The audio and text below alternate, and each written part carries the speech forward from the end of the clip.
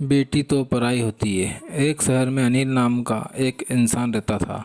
अनिल एक कपड़ों की दुकान पर काम करता था। उसकी बहुत साल पहले शादी हो गई थी। अनिल को हमेशा से लड़का चाहिए था। लड़का वंश का कुल दीपक होता है, पिता का नाम रोशन करता है और बुढ़ापे का सहारा होता है। पर लड़की शादी करके चली जाती है।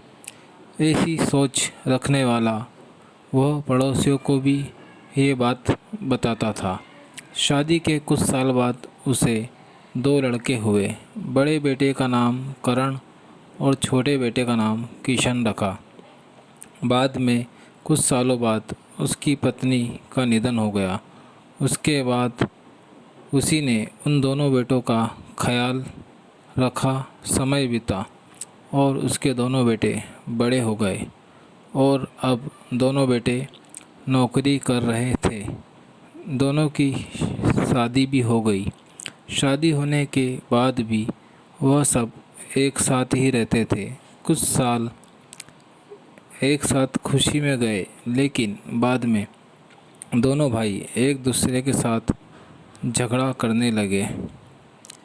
दोनों बहुओं में छोटी छोटी बातों पर मतभेद होने लगे। ये सब देखकर अनिल को बहुत बुरा लगता था। अब दोनों ने अलग रहने का निर्णय लिया और वह अलग हो गए। फिर पिताजी का ख्याल कौन रखेगा, ऐसा सवाल का निर्माण हुआ। दोनों बेटे एक एक महीना संभालेंगे, ऐसा तय किया। अनिल एक बेटे के साथ एक महीने के लिए रहने लगा, फिर दूसरे बेटे के पास एक महीना। ऐसा उसका बंटवारा हुआ। पर जैसे जैसे वक्त बीतता गया, वैसे वैसे बहुओं और बेटों में अनिल को लेकर झगड़ा होने लगा। दोनों बेटों के घर में झगड़े का कारण अनिल रहने लगा। यह बात अनिल को अच्छे से समझ आई थी। अब अनिल को पुरानी यादें याद आने लगी थी।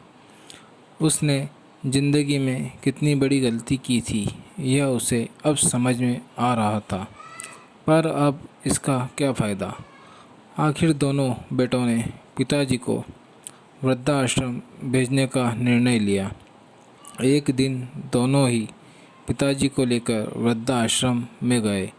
वहां जाने पर सभी औपचारिकता पूरी करके पिताजी को मिलकर वह दोनों अपने अपने घर वापस चले गए।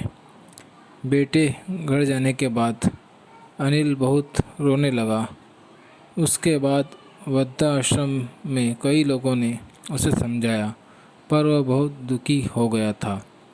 अनिल को वृद्धाश्रम में आकर 8-10 दिन हो गए थे। वह किसी से भी बातचीत नहीं करता था और एक पेड़ के नीचे बैठकर विचार में मग्न रहता था। वहाँ के लोग उसे पूछते थे, पर उसने किसी को भी कुछ नहीं बताया। कुछ दिनों में वह एक व्यक्ति से थोड़ा बहुत बोलने लगा। बाद में दोनों की अच्छी दोस्ती हो गई। एक दिन वो दोनों बैठे थे, तब वह व्यक्ति अनिल को अपनी कहानी बताने लगा। वह बोला कि मुझे एक ही बेटा है। वो मेरे साथ छोटी छोटी बातों पर झगड़ा करता था। इस बात को मैं बहुत ऊब गया था। उस वजह से मैंने वृद्धाश्रम में रहने का निर्णय लिया। मुझे कभी कभी लगता था कि मुझे बेटे के साथ एक बेटी भी होती तो कितना अच्छा होता। कदाचित आज वह मेरे बुढ़ापे की लाठी बन सकती। उसका बोलना सुनकर अनिल और ज़्यादा दुखी होगा। वह बहुत गहरे विचारों में खो गया।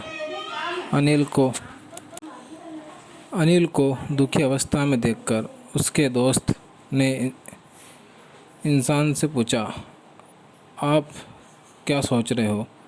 आपके सामने देखो, उस दिखने वाले दो व्यक्तियों में से एक हमारे वृद्धाश्रम के मालिक है।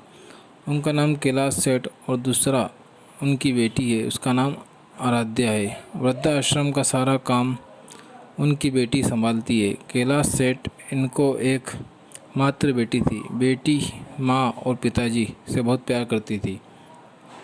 उतना ही प्यार वह वृद्धाश्रम के हर एक व्यक्ति से करती है।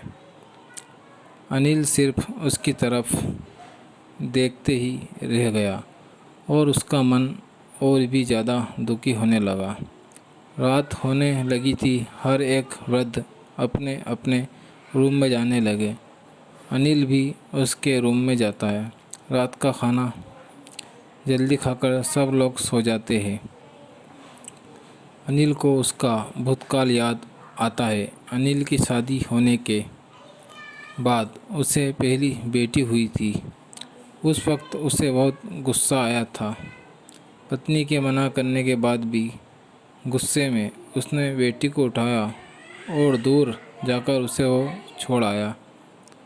पर अब पश्चाताप करने के सिवाय रास्ता भी नहीं था। अनिल को रात भर नींद नहीं आई। दूसरे दिन वृद्धाश्रम में एक छोटा सा प्रोग्राम था। हर एक जन जल्दी उठता है और अपने अपने काम में लग जाता है। दोपहर को सब लोग हॉल में एकत्रित हुए। कैलाश सेठ और आराध्या भी आए वहाँ पर। प्रोग्राम चालू था तब कैलाश सेठ का ध्यान 2-3 बार अनिल की तरफ गया। अनिल उनको बहुत उदास बैठा हुआ दिखा। उनको लगता है कि शायद उसकी तबीयत अच्छी नहीं होगी। प्रोग्राम ख़त्म होने के बाद वह अनिल से बात करने के लिए उसके पास जाते हैं। वह अनिल को दुखी होने का कारण पूछते हैं।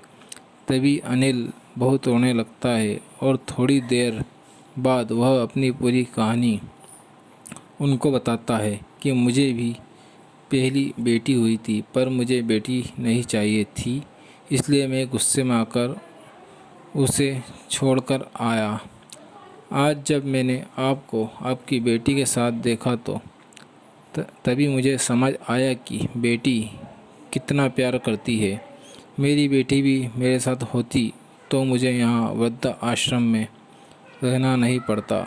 मेरे दोनों बेटों ने मुझे दुख के सिवा कुछ भी नहीं दिया। मैंने किए हुए पापों की सज़ा आज मैं भुगत रहा हूँ। अनिल की सब बातें सुनकर कैलाश सेठ को मन में बहुत दुख हो रहा था। दुखी होकर वो अनिल को बोलते हैं कि यह मेरी बेटी नहीं है, मुझे ये नदी किनारे मिली थी। मैं उसे घर ले आया और बहुत प्यार से बड़ा किया। मैं और मेरी पत्नी उससे बहुत प्यार करते हैं और वह हम दोनों से भी उतना ही प्यार करती है। पूरी कहानी सुनने के बाद अनिल बोलता है कि मैंने मेरी बेटी को भी नदी के किनारे मंदिर के पास छोड़ा था। यह सुनकर कैलाश सेठ को थोड़ा गुस्सा आया और वो वहाँ से निकलने ही वाले थे। तभी उसी वक्त वह अनिल को पूछते हैं, आपकी बेटी का बर्थ मार्क वगैरह आप बता सकते हो क्या? अनिल ने तुरंत जवाब दिया, हाँ बता सकता हूँ। उसके बाएं हाथ और पैर पर एक एक उंगली ज़्यादा थी। यह जवाब सुनकर कैलाश सेठ को विश्वास होता है कि आराध्या उसी की ही बेटी है। यह सब सुनकर कैलाश सेठ वहाँ से चला जाता है। वह चले जाने पर आराध्या वहाँ पहुँचती है और वह अनिल को बोलती है कि मैंने आप दोनों की पूरी बात सुन ली है। आपने मेरे बारे में जो भी कहा वह सुनकर मेरा मन बहुत दुखी है। एक पिता खुद की बेटी के बारे में ऐसा निर्णय ले सकते हैं, यह सुनकर मुझे बहुत बुरा लगा।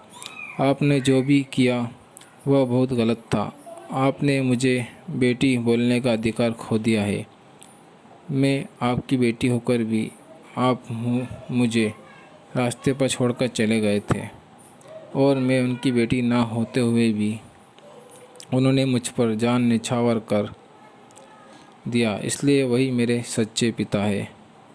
आप इस वृद्ध आश्रम में रह सकते हैं पर आज आपने उनके सामने जो बोला वो फिर कभी भी उनके सामने मत बोलिएगा, क्योंकि आज तक मैंने उनको इतना दुखी कभी भी नहीं देखा। इतना बोलकर आराध्या वहाँ से चली गई।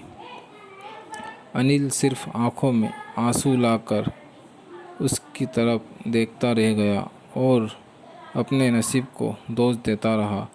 दूसरे दिन सुबह किसी को भी ना बताते हुए अनिल वृद्धाश्रम छोड़कर चला गया।